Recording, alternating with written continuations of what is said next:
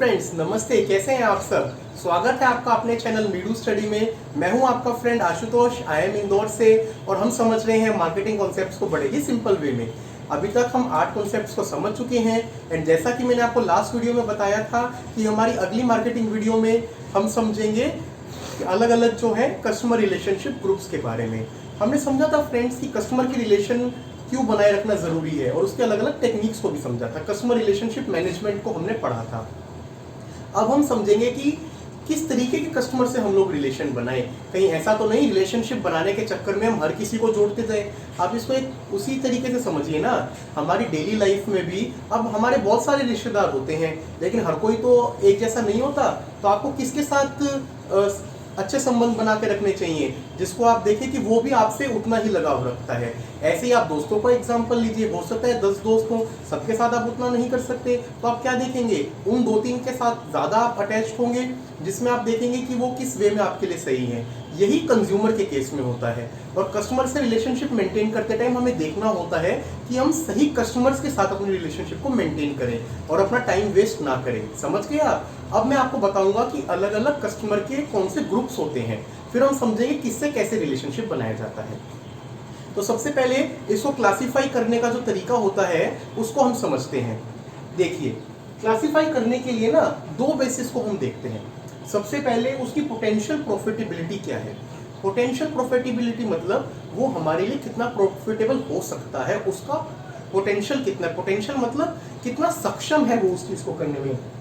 और दूसरा, उसकी प्रोजेक्टेड लॉयल्टी कितनी है, हमारे लिए कितनी लॉयल्टी वो देगा। इन दोनों के कॉम्बिनेशन के हिसाब से हम बनाते हैं। अब 2 पैरामीटर हैं तो हमारे कितने ग्रुप बन जाएंगे, हमारे 4 ग्रुप्स बन सकते हैं। इन 2 पैरामीटर के बेसिस पे 4 ग्रुप्स। देखिए क्या अलग अलग केस हो सकते हैं, आप इसको इस ग्राफ से समझिए और फिर मैं इन चारों के बारे में आपको डिटेल से बताऊंगा। हमने एक तरफ रखा प्रोजेक्टेड लॉयल्टी को और एक तरफ रखा पोटेंशियल प्रॉफिटेबिलिटी को।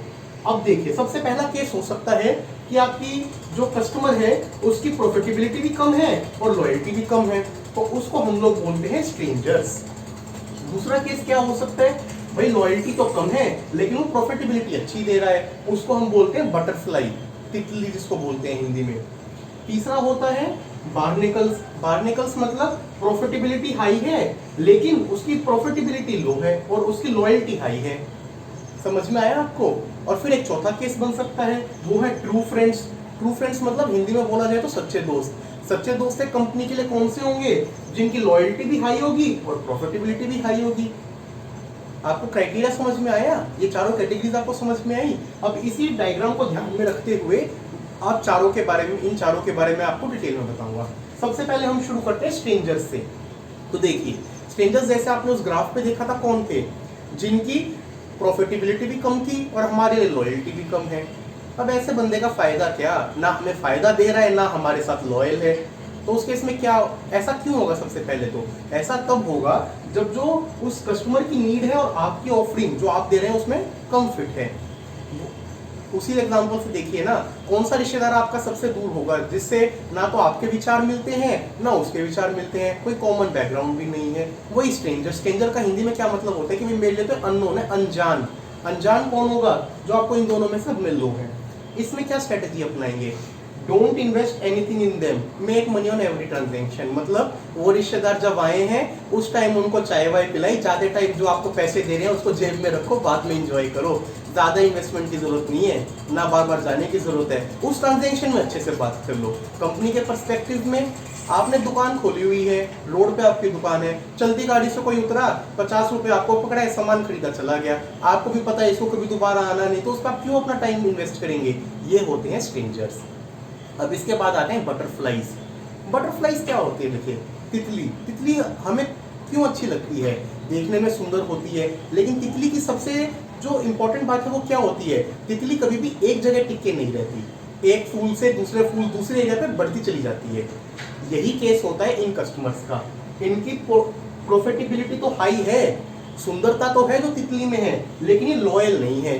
ये सिर्फ आपके घर के फूलों पे आके नहीं बैठेंगे, आज आपके यहाँ बैठे हैं कल को पड़ोसी के वहां जाएंगे, उसको उसके घर को अच्छा सुंदर दिखने में हेल्प करेंगे। तो बटरफ्लाई के केस में हम क्या करते हैं, जिस टाइम पे वो हमारे पास आई है हम इंजॉय करते हैं ना उस मोमेंट को, और फिर भूल जाते हैं। तो यही आपको करना है इन कस्टमर्स के साथ। क्या करें, उस मोमेंट में एंजॉय करें, सेटिस्फाई करें उन्हें, और जितनी मैक्सिमम वैल्यू, जितना मैक्सिमम संतुष्टि आप ले सकते हैं लें, और उसके बाद भूल जाएं, छोड़ दें उन्हें। ये होता है बटरफ्लाई। अब इसके बाद आते हैं तीसरा, जो कि होता है हमारा ट्रू फ्रेंड्स, सच्चे दोस्त। प्रॉफिटेबल भी हैं, लॉयल भी हैं। भाई इनका तो देखो, सच्चे दोस्त है तो सुख दुख का साथी बनना पड़ेगा। सुख दुख का साथी बनने का मतलब कंपनी का बुरा टाइम आए तो भी आपका साथ रहे। आपको जान के हैरानी होगी, लॉयल्टी इस हद तक हो जाती है कई बार कि कंपनी बंद होने के कगार पे हो ना, यही लॉयल कस्टमर आपके काम आते हैं। मैं आपको एग्जांपल देता हूँ, कई इंडस्ट्रीज में ऐसा हुआ है। एक पर्टिकुलर कंपनी का मैं आपको बताऊंगा, उसका जो है क्या हुआ था, आग लगने के कारण 3 में से उसकी एक फैक्ट्री बंद हो गई थी और 2 साल तक वो एक एरिया में सप्लाई नहीं कर पाई मटेरियल। फिर भी कुछ उसके लॉयल डीलर थे जो 40 साल से जुड़े हुए थे, उन्होंने उस कंपनी का साथ नहीं छोड़ा। उन्होंने जितना माल ले सकते थे लिया, और जब 2 साल बाद कंपनी वापस आई, उन्होंने उतना पुराना बिजनेस स्टार्ट कर दिया। तो थे ना आपके सच्चे दोस्त। तो कल को उस डीलर को जरूरत पड़ेगी तो क्या कंपनी को उसके बारे में नहीं सोचना चाहिए? जरूर सोचना चाहिए। तो आपकी क्या स्ट्रेटेजी होगी ट्रू फ्रेंड्स के लिए? मेक कंटिन्यूअस रिलेशनशिप, और इन्वेस्टमेंट करते रहिए, उस रिलेशनशिप में एंगेज रहिए, नर्चर कीजिए, रिटेन कीजिए और उसको ग्रो करते रहिए। ये होते हैं ट्रू फ्रेंड्स। अब इसके बाद चौथा केस आता है बार्निकल्स। देखिए बार्निकल्स क्या होते हैं, आपको ध्यान हो हमारे क्वाड्रेंट में वो इधर थे। तो उसमें क्या था, उस केस में क्या था कि लॉयल्टी, यहाँ पे हमने लॉयल्टी को प्लॉट किया था ना, लॉयल्टी तो जो है उनकी कहीं ना कहीं हाई थी, लेकिन प्रॉफिटेबिलिटी कम थी। मतलब वो आपके साथ लॉयल तो है लेकिन प्रॉफिटेबल कम है। अब क्या ऐसे लोग फायदा देते हैं? अब देखिए लॉयल्टी भी एक हद तक ही आपके लिए अच्छी हो सकती है, अगर वो एक पॉइंट पे रुके हुए हैं और ग्रो ही नहीं कर रहे तो क्या करेंगे आप? बैंक्स के केसेस में ना जो छोटे कस्टमर होते हैं वो इस कैटेगरी में आते हैं। एक आदमी होगा 30 साल से अकाउंट खुला हुआ है, लेकिन महीने के आते हैं उसके अकाउंट में सिर्फ 5,000 रुपए जो उसके किसी भी चीज से आ रहे हैं। अब उस 5,000 से कम क्या तो आपका बैंक फर्दर इन्वेस्टमेंट करेगा, क्या लोन देगा, बट आप उसको छोड़ भी नहीं सकते। क्यों? क्योंकि आपका लॉयल वो है। इन ये कैटेगरी कहलाती है बार्निकल्स कैटेगरी।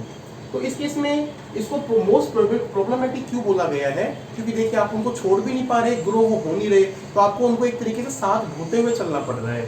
आपकी क्या स्ट्रेटेजी होनी चाहिए? सबसे पहले आप कोशिश करो उनकी प्रॉफिटेबिलिटी बढ़ाने की, कि टाइम के साथ वो कैसे ग्रो कर सके। उनको जो है ज्यादा सेल करो, उनकी फीस बढ़ाओ, सर्विसेज कम करो, किसी वे में आप देखो कि आप उससे ज्यादा कैसे कमा सकते हो। और फिर भी अगर प्रॉफिटेबल नहीं हो रहे ना, तो एक टाइम के बाद उनसे अगर आपको संबंध तोड़ना भी पड़े तो इसमें कोई हार्म नहीं है, थोड़ा प्रैक्टिकल होना पड़ता है। वापस आ जाइए, जो हमने एग्जांपल लिया था कंपनी का, मान लीजिए आप एक सीमेंट कंपनी है। अब एक कस्टमर है, एक पर्टिकुलर टाउन में 30 साल पहले दुकान खुली थी, तब से जो है वो लिमिटेड ही बेचे जा रहा है, 50,000 1 लाख, उससे ऊपर जाता ही नहीं। अब टाउन में नए नए घर बन के पोटेंशियल बहुत बढ़ गया, लेकिन वो अड़ा हुआ है कि देखो 30 साल से मैं जुड़ा हुआ हूँ, दूसरा डीलर मैं आपको खोलने नहीं दूंगा, दूसरा आप खोलने नहीं दे रहे, खुद आप ग्रो हो नहीं रहे, तो कंपनी के लिए तो हो गई ना दिक्कत। कंपनी की प्रॉफिटेबिलिटी का क्या? तो शुरू में तो कोशिश करो भाई उसकी प्रॉफिटेबिलिटी कैसे बढ़े, उसकी सेल्स कैसे बढ़े, और ना हो तो उससे करके डीलरशिप बंद, नए डीलर्स खोल लो, वो आपके लिए बेटर होगा। ये होती है हमारी चौथी कैटेगरी बार्निकल्स। आई होप आपको समझ में आया होगा। फ्रेंड्स हमने 4 कैटेगरीज की बात करी। कौन कौन सी 4 कैटेगरीज? सबसे पहले हमने जो है वो बात करी थी अपना, मैं वापस आपको उस ग्राफ पे ले चलता हूँ ताकि आपको भी रिवाइज हो जाए और पैरामीटर्स पे आप देख सके। 2 पैरामीटर्स थे, लॉयल्टी और प्रॉफिटेबिलिटी। सबसे पहले थे स्ट्रेंजर्स, दोनों कम है, उस ट्रांजेक्शन में उनसे फायदा उठाओ और फिर टाटा बाय बाय।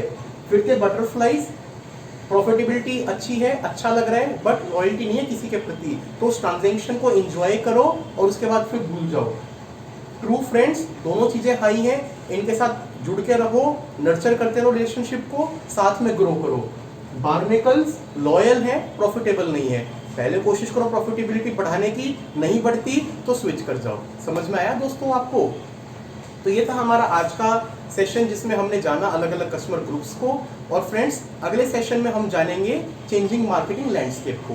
जैसे जैसे टाइम चेंज होता जा रहा है, मार्केटिंग भी इवॉल्व होती जा रही है, तो अगले कॉन्सेप्ट में हम उसको पढ़ेंगे। अगर आपको हमारा आज का वीडियो अच्छा लगा हो तो इसको प्लीज़ लाइक कीजिए, शेयर कीजिए, हमारे चैनल मीडू स्टडी को सब्सक्राइब कीजिए। और आपका कोई भी फीडबैक है तो आप हमें कमेंट सेक्शन में भी बता सकते हैं, या हमारी मेल ID meeru.study@gmail.com पे हमें लिखिए। Thank you friends, take care.